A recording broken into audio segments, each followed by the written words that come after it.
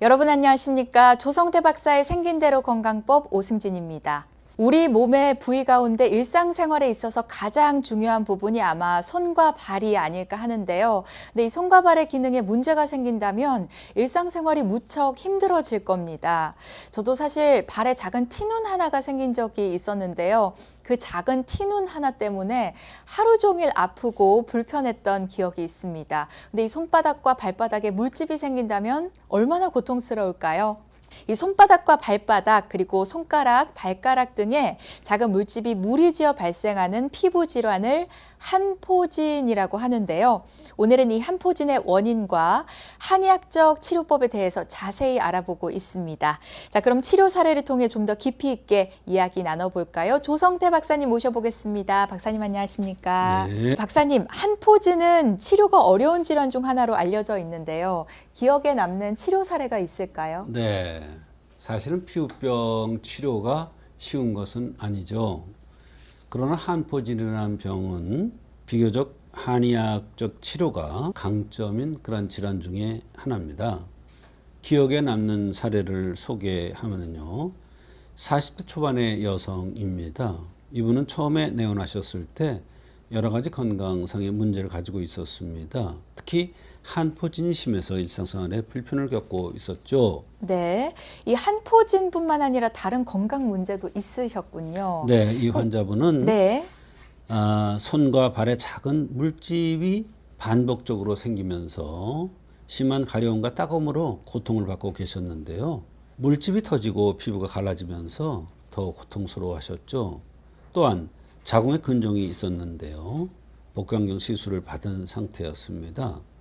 그 과정에서 하혈을 심하게 한 뒤 한포진이 생겼는지 모르겠다고 했습니다. 이후로 감정적인 스트레스를 받을 때마다 증상이 심해진다고 했습니다. 또한 평소에 냉이 많고 색도 다양하게 변했으며 잇몸에서 피가 나거나 속이 쓰리는 증상도 있었습니다. 한포진도 어려운 증상인데 몸 전반적인 컨디션이 많이 안 좋으신 분 같습니다. 그렇습니다. 이런 상황에서도 한포진 치료가 가능한가요? 네, 가능합니다. 면역 억제제나 스테로이드 계통을 쓰지 않고도 근본적으로 한포진을 치료할 수 있는 경우가 많이 있습니다. 네, 그럼 먼저 체질을 알아봐야 할 것 같은데요. 이분의 생긴 모습 어떠셨나요? 체격은 보통인데 눈딱부리가 두툼하면 양명형 체질입니다. 양명형 체질이라는 것은 위에 열이 많은 체질이죠. 손, 발바닥은 위에 속합니다. 그래서 양명형들이 손, 발바닥에 열이 많습니다. 그런데 이 열이 필요 이상 축적되면 바로 손, 발바닥에 수포가 생기고 가려워지면서 이것이 한포진의 양상으로 나타날 수가 있는 것입니다. 그렇군요. 박사님께서는 한의학적으로 이 환자분을 어떻게 해석하셨나요? 네, 위에서 말씀드렸다시피 이분의 경우 몸에 열이 많이 쌓이고 그 열이 제대로 배출되지 못해서 내부에서 문제를 일으키게 되어 있습니다. 특히 스트레스의 영향을 받으면서 자궁과 피부 질환이 연관되어 악순환을 이루고 있었습니다. 양명은 특히 위열이 많은 체질이기 때문에 위열에 스트레스의 열이 합쳐지면서 한포진이 더욱 극심하게 나타났을 거라고 판단이 되었습니다. 그렇다면 어떤 치료 방법을 적용하셨나요? 네, 이분에게는 위에 열을 꺼주는 즉 감이 화담청화탕이라는 처방을 했습니다. 이 처방은 몸 안의 양명열을 다스려서 정체된 기운을 풀어주는 역할을 합니다. 쌓인 열을 내려주면서 위와 자궁의 기능을 조절해주는 방향으로 접근을 했습니다. 네, 치료 효과는 어땠나요?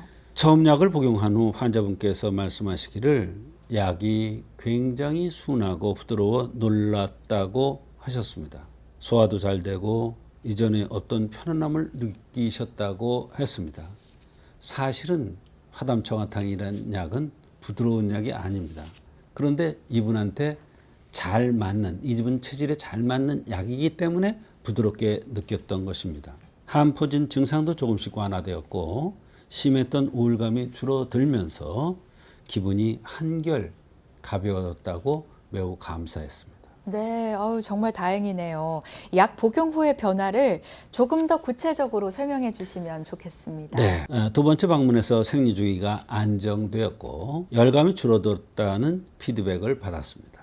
잇몸 출혈도 감소했고 한포진 증상도 점점 나아지고 있었습니다. 세 번째 방문에서는 기분이 너무 좋아졌다고 하시면서 만사 짜증이 나던 것도 거의 사라졌다고 말씀을 하셨습니다. 전반적인 컨디션이 크게 개선되었고 결국 한포진도 완치되었던 것입니다. 네, 한포진뿐만 아니라 전반적인 건강 상태가 개선이 됐네요. 네, 맞습니다. 이 환자분의 경우 한의학적으로 몸속의 열을 다스리고 정체된 기운을 풀어주는 치료를 통해서 근본적인 문제를 해결한 결과 한포진뿐만 아니라 전반적인 건강 상태까지 회복될 수 있었던 것입니다. 네, 정말 다행입니다. 혹시 이 한포진이 재발하지 않도록 생활 속에서 주의해야 할 점이 있을까요? 한포진은 단순한 피부 문제가 아니라 몸 안의 문제를 반영하는 질환이기 때문에 전체적인 건강 개선을 하는 것이 중요합니다. 재발 방지를 위해서는 몸 안에 불필요한 열이 쌓이지 않도록 평소에 식습관을 조절하는 것이 필요한데요. 너무 자극적인 음식이나 기름진 음식, 술은 가급적 피하는 것이 좋습니다.